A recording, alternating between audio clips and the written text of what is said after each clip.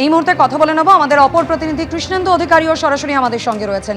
কৃষ্ণেন্দু, উজ্জ্বল, তোমরা দুজনেই শুনলে সাধারণ মানুষের প্রচুর প্রত্যাশা, সেই প্রত্যাশা কতটা পূরণ হয় তা তো সময়ই বলবে, কিন্তু তার আগে আর কিছুক্ষণের মধ্যেই অধিবেশন শুরু হবে বেলা 12টায়। অর্থমন্ত্রী স্বপন দাশগুপ্ত তিনি রাজ্য বাজেট পেশ করবেন। সব মিলিয়ে এই মুহূর্তে কি পরিস্থিতি কৃষ্ণেন্দু, বিধানসভার বাইরে কি দেখতে পাচ্ছ?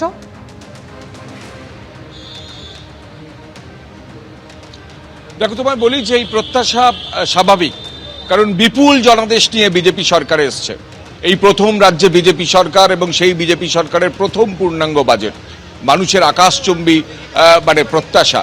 আমরা যেখানে দাঁড়িয়ে আছি বিধানসভার 2 নম্বর গেটের সামনে, এখান দিয়ে কিছুক্ষণের মধ্যেই স্বপন দাশগুপ্ত রাজ্যের অর্থমন্ত্রী তিনি ঢুকবেন। বেলা 12টা নাগাদ তিনি আজকে বাজেট পেশ করবেন।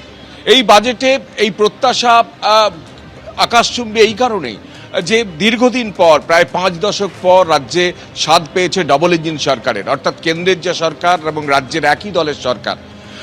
বিগত সরকারের আমলে দেখা যেত বারবার ক্ষেত্রে বিভিন্ন উন্নয়নমূলক প্রকল্প বা ডিএ ঘোষণা বা কর্মসংস্থান সবকিছুর বাধা হয়ে দাঁড়াতো অর্থ এবং বিপুল ঋণ।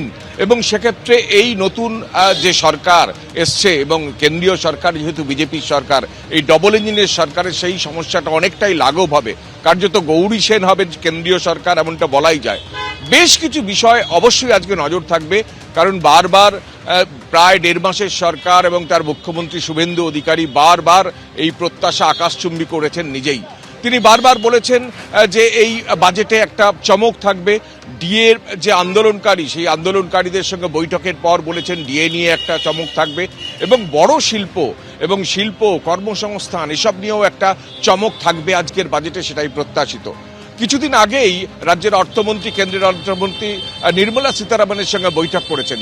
যোজনা কমিশনের ডেপুটি চেয়ারম্যান অশোক লাহিড়ির সঙ্গে বৈঠক করে এসছেন।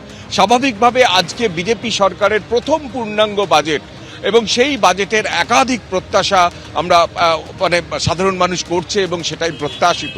এবং ডিএ নিয়ে যে প্রত্যাশা তৈরি হয়েছে, ডিএ নিয়ে বিগত সরকার বারবার তাদের বিরুদ্ধে অভিযোগ ছিল তারা কেন্দ্রের সঙ্গে সমতা রক্ষা তো দূরের কথা, ডিএ দিচ্ছে না এবং সেই ফারাক প্রায় 42-এ পৌঁছেছে এবং সেই জায়গায় সেই 42 না হলেও একটা বড় অংশের ডিএ আজকে রাজ্য সরকার ঘোষণা করতে পারে, এমনটাও মনে করা হচ্ছে।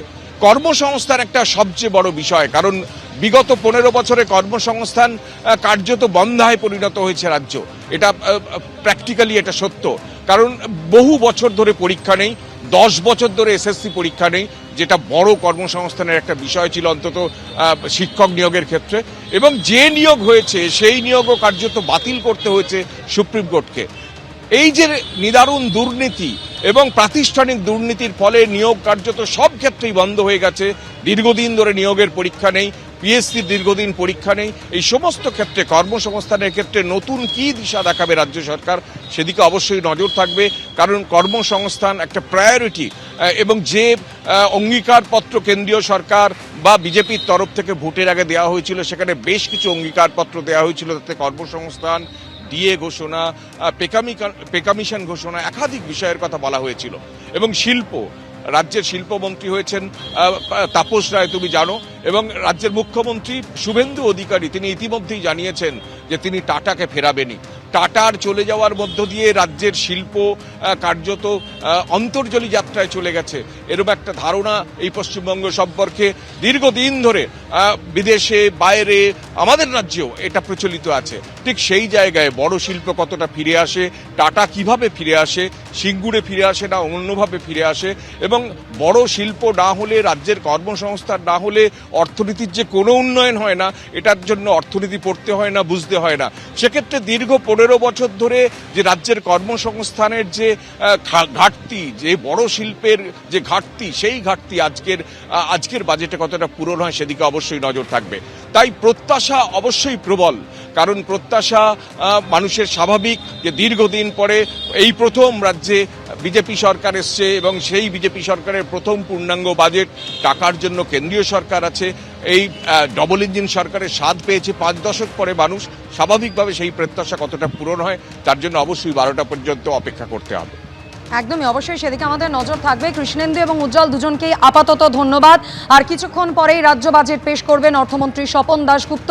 কোন কোন খাতে কত বরাদ্দ করা হয়, রাজ্যবাসীর এতদিনের যে প্রত্যাশা তা কি পূর্ণ করা হবে, অবশ্যই সেদিকে তো আমাদের নজর রয়েছে। তবে কিছুক্ষণ আগেই বাড়ি থেকে বিধানসভার উদ্দেশ্যে রওনা দেওয়ার সময় অর্থমন্ত্রী স্বপন দাশগুপ্ত সাংবাদিকদের মুখোমুখি হয়ে কি বলেছিলেন শোনাবো আরও একবার।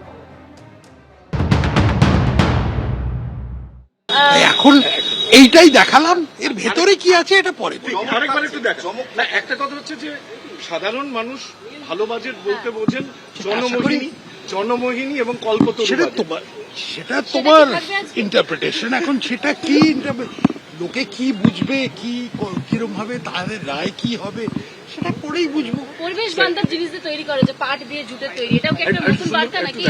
সবটাই নতুন বার্তা, অনেকটাই নতুন বার্তা। কিছুটা দেখো, সব জিনিস তো আর নতুন হয় না, কিন্তু কিছুটা পুরনো আছে। এটা আফটারঅল আমাদের সংসদীয় গণতন্ত্র 70 বছরের পুরনো, তো এটার মধ্যে অনেকটাই কন্টিনিউটিও আছে, অনেকটা বদলাও আছে। দুটোই মিশিয়ে আমরা সামনের দিনে চলব। টাকিতে ইছামতির গা ঘেঁষে গড়ে ওঠা একাধিক বেআইনি নির্মাণ ভেঙে ফেলার নোটিশ দিল টাকি পুরসভা। উপযুক্ত নথি দেখাতে না পারায় এই নির্মাণগুলিতে সাঁটিয়ে দেওয়া হলো নোটিশ, দেওয়া হলো 1 সপ্তাহ সময়। ইছামতির ধারে একের পর এক হোটেল, নদীর গা ঘেঁষেই তৈরি হয়েছে গেস্ট হাউস।